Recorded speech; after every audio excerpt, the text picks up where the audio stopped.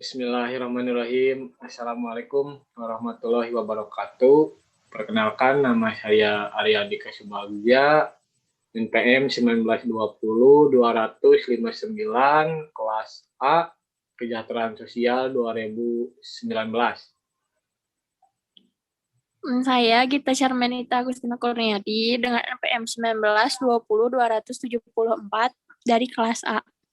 Di sini kita akan membuat sebuah video yang menjelaskan tentang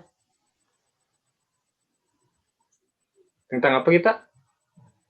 Tentang pandemi bikin banyak masalah. Lebih banyak masalah. Langsung aja ya ke videonya. Nah, untuk skenario sendiri, di sini Arya sebagai staf ahli Kementerian Sosial dan Gita sebagai Mahasiswa FISIP Unpas Kesejahteraan Sosial. yang dimana tujuannya Gita sendiri bertanya ke sini untuk mencari informasi mengenai permasalahan yang terjadi pada saat COVID-19 ini berlangsung dan korelasinya dengan kemiskinan. Assalamualaikum, Pak. Waalaikumsalam. Perkenalkan, nama saya Gita, mahasiswi dari Unpas, jurusan Kesejahteraan Sosial, Pak. Baik, Kit. Perkenalkan juga, nama saya Aryani Kasubagja. Di sini saya sebagai salah satu staf di Kementerian Sosial. Ada keperluan apa kita menghubungi saya? Saya lagi melakukan penelitian untuk salah satu mata kuliah, tugas mata kuliah ya Pak, yaitu mencari tahu tentang informasi seputar pandemi COVID ini. Oh, baik. Kira-kira informasi seperti apa yang ingin kita tanyakan dan ingin kita ketahui? Ini langsung saja Pak, saya bertanya. Langsung apa aja, Bapak santai aja ya di sini. Bisa bertanya apa aja lah gitunya. Baik, kalau begitu Bapak bisa jelaskan dulu nggak sedikit tentang pandemi COVID ini? Oke. Mengenai COVID dan pandemi, mungkin teman-teman atau mahasiswa juga udah mengetahui gitu ya, bahwasanya pandemi ini terjadi akibat olehnya virus yang pada awalnya mungkin kita ketahui menyebar dari Cina. Dan itu pun virus ini belum diketahui gitu, apa obat yang memang ampuh untuk bisa menghilangkan virus ini. Seperti itu mungkin kita perihal COVID-19 yang dimana si pandemi ini artinya wabah yang udah menyebar secara global. Oh gitu. Kan sekarang sedang ramai-ramainya ya pandemi bikin banyak masalah gitu, terutama dalam bidang kemiskinan. Nah, apa hubungannya pandemi ini dengan kemiskinan di Indonesia dan mengapa hal itu bisa terjadi? Oke. Mungkin kalau dilihat dari hubungan antara pandemi dengan kemiskinan yang terjadi di Indonesia khususnya gitu, bahwasannya pada saat terjadi pandemi, otomatis aktivitas, kegiatan maupun pekerjaan itu menjadi terhambat gitu akibat wabah yang memang sudah menyebar gitu ya di seluruh dunia gitu. Karena pandemi ini memang diidentikan dengan wabah yang sudah global gitu. Dan hubungannya itu sangat besar gitu ya terkait dengan kehidupan masyarakat. Salah satunya mengenai banyak pengangguran yang terjadi akibat adanya COVID-19 ini, di mana perusahaan-perusahaan banyak mem-PHK akibat tidak bisa atau tidak mampunya untuk memberikan upah kepada pekerja-pekerja yang ada di perusahaan tersebut. Dan imbasnya banyak pengangguran yang terjadi, banyak pengangguran yang diakibatkan oleh PHK dan COVID-19 ini, sehingga dari pengangguran tersebut muncullah kemiskinan-kemiskinan baru akibat tidak terpenuhinya kebutuhan dari masyarakat tersebut. Mungkin seperti itu, Teh Gita. Baik, Pak. Terus yang di Indonesia terjadi itu apa dampaknya yang paling besar, Pak? Ya, dampak yang paling besar dari pandemi COVID-19 ini, yang pertama itu dari segi kesehatan, yang dimana kesehatan ini menjadi faktor yang paling besar gitu, yang menentukan atau yang memberikan dampak gitu, yang memberikan dampak besar bagi kesehatan masyarakat, bukan hanya di Indonesia tapi di global seluruh dunia. Itu yang pertama. Yang kedua itu dampaknya dari segi ekonomi, yang dimana ekonomi masyarakat menjadi sangat terpuruk, menjadi sangat menurun gitu akibat adanya COVID ini. Masyarakat yang tadinya bisa bekerja secara bebas, lalu lalang, dan bisa pergi kemanapun, sekarang banyak dibatasi, banyak ditutup gitu ya, ruang-ruang untuk beraktivitas gitu ya. Terus masyarakat juga tadi banyak pengangguran yang muncul gitu ya, akibat dari PHK yang diberikan oleh perusahaan yang memang tidak bisa dan tidak mampu untuk memberi upah kepada pekerja yang ada di sana. Terus yang selanjutnya itu efek dari pandemi ini, yaitu berdampak pada sosial, yang dimana masyarakat kurang sekali interaksi dengan masyarakat lainnya, sehingga banyak terjadi penyakit atau kayak stres gitu ya, banyak stres karena banyak diam di rumah, tidak beraktivitas dan lain sebagainya, terutama yang diakibatkan oleh ekonomi masyarakat yang menurun. Seperti itu mungkin kayak kita. Oke, baik, Pak. Apakah pemerintah sudah cukup bisa mengatasinya, serta program pemerintah apa yang sudah dijalankan Baik. untuk saat ini? Oke, terus ininya mungkin dari segi pemerintah dan program-program yang udah dicanangkan atau diberikan kepada masyarakat itu banyak sekali gitu ya. Mulai dari PKH, BPNT, terus TBST, dan juga ada BLT-DD atau BLT Dana Desa. Yang dimana tujuan dari program-program itu untuk memberikan stimulus atau memberikan dropping kepada masyarakat supaya masyarakat bisa sedikitnya terbantu gitu nih dari segi ekonomi masyarakat, dari segi kebutuhan masyarakat, dan juga dari segi mungkin kesehatan gitu, kesehatan masyarakat. Yang dimana program-program itu ditujukan untuk masyarakat sendiri supaya bisa lebih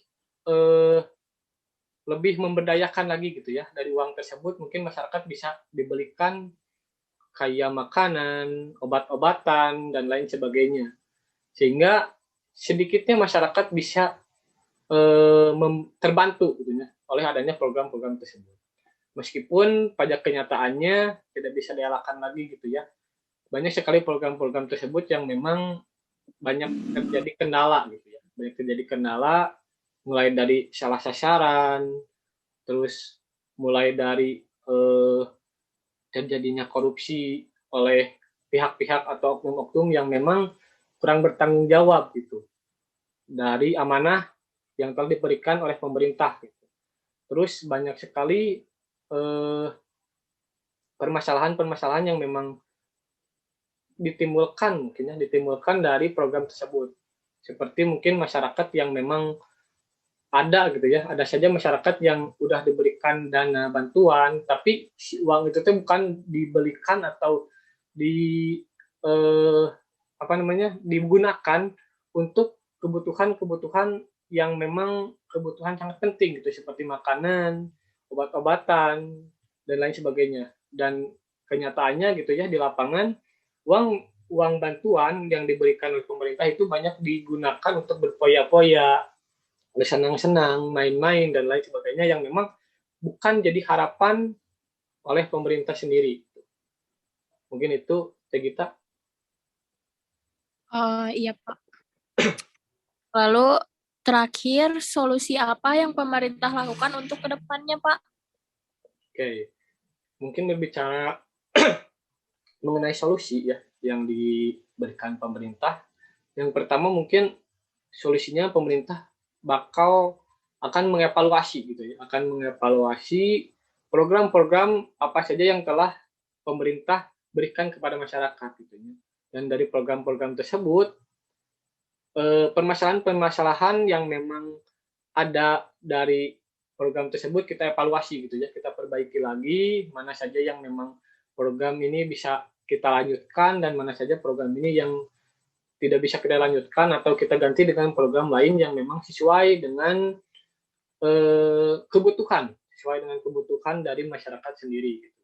Terus mungkin ada juga inovasi-inovasi lain mengenai program dari pemerintah seperti mungkin program prakerja, terus kartu Indonesia Pintar, kartu Indonesia Sehat, dan program-program lain yang mungkin bisa saja muncul gitu ya dari aspirasi-aspirasi masyarakat khususnya dari mahasiswa sendiri gitu ya yang memang mahasiswa kita apa ya namanya kita berikan ruang lebih gitu ya untuk bisa untuk bisa mengapresiasikan gitu ya untuk bisa berinspirasi gitu ya memberikan inspirasi kepada kita mengenai program-program yang memang bisa kita berikan untuk masyarakat ke depannya.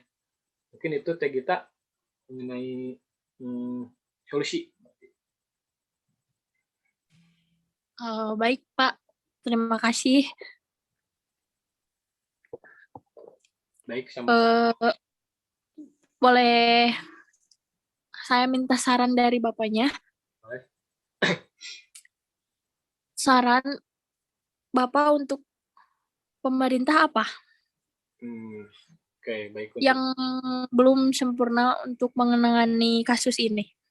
Oke, yang pertama mungkin mengenai saran gitu ya, mengenai saran dari saya sendiri gitu ya, dari saya pribadi itu mudah-mudahan gitu ya dari pemerintah sendiri harus lebih kooperatif gitu ya, harus lebih kooperatif, harus lebih amanah lagi gitu ya dalam mengemban gitu ya, dalam memberikan pelayanan-pelayanan kepada masyarakat. Dan masyarakat sendiri pun harus lebih pintar lagi gitu ya, harus lebih cerdas lagi gitu dah dalam dalam apa namanya? Dalam merespon ya, dalam merespon program-program dari pemerintah. Jangan sampai program-program pemerintah itu malah dijadikan apa namanya yang tidak sesuai gitu ya dengan harapan kita gitu ya. Seperti mungkin caranya mudah-mudahan dari segi pemerintah bisa lebih amanah lagi, bisa lebih bertanggung jawab lagi, bisa lebih melayani lagi gitu ya. Dan dari segi masyarakat pun bisa membantu kita gitu ya, bisa membantu kita dari segi aspirasinya, dari segi responnya, dan eh, dari segi apapun gitu ya, yang memang bisa saling bersinergis gitu ya. Intinya masyarakat dengan kita harus terus bersinergis, harus terus bekerja sama, harus terus eh, harus terus memberikan saran, masukan dan program yang memang bisa kita berikan kepada masyarakat sehingga masyarakat bisa terbantu dan kita bisa melayani masyarakat secara sepenuhnya. Seperti itu Teh Gita dari mungkin saran lah sedikit saran dan harapan dari saya gitu ya dan dari masyarakat secara umumnya mungkin seperti itu. Ya, baik Pak. Terima kasih atas jawaban-jawaban dari Bapak. Mohon maaf mengganggu waktunya. Bila lain kali saya ada pertanyaan-pertanyaan lagi, bolehkah saya mengunjungi Bapak kembali? Boleh sekali mungkin kita ya Bapak sendiri senang sekali gitu ya ada mahasiswa yang memang sangat apa namanya ya sangat peduli gitu ya terhadap kondisi yang ada di masyarakat gitu. Dan mudah-mudahan kedepannya kita dapat menyelesaikan gitu ya dapat menyelesaikan tugas-tugasnya dengan baik gitu ya tugas-tugas yang diberikan oleh dosen-dosen supaya bisa dicerna gitu ya dan mudah-mudahan pada suatu saat nanti gitu ya kedepannya kita dapat menjadi pelayan masyarakat gitu ya bagi pelayan masyarakat yang memang bisa melayani masyarakat sepenuh hati.